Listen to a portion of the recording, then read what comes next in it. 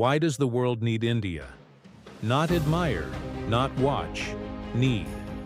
Let's rewind to 2020. One industrial city shuts down in China. Factories go silent. Within weeks, car plants in Germany stop production. Tech companies in the United States can't get semiconductor chips.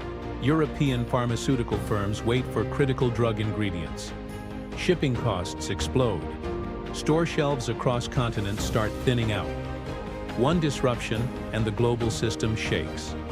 The world understood a dangerous truth. When too much power sits in one supply chain, everyone becomes vulnerable. So who can balance the system?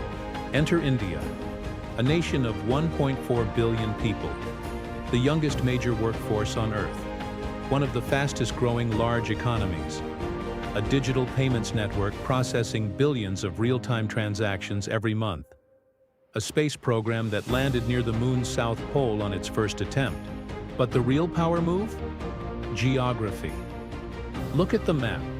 India sits at the heart of the Indian Ocean, the route for nearly 40% of global trade. Oil flows to East Asia. Goods move to Europe. Energy crosses towards Southeast Asia. Secure those waters, and you protect global commerce. Through strategic partnerships with the United States, Japan, and Australia, India strengthens Indo-Pacific security, ensuring those sea lanes stay open in a region where competition is intensifying. Now zoom into defense.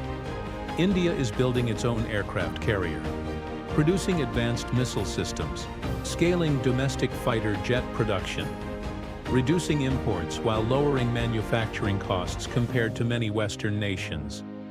Global corporations adopt a China Plus One strategy, diversifying factories into India.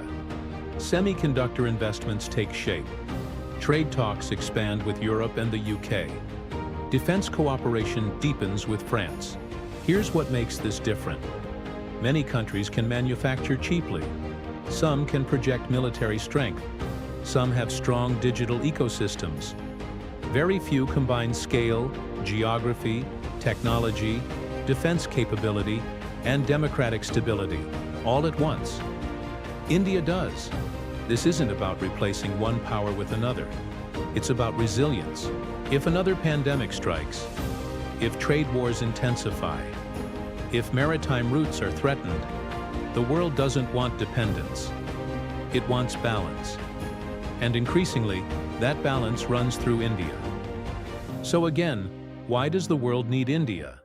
Because in a fragile global system, India is becoming the stabilizer.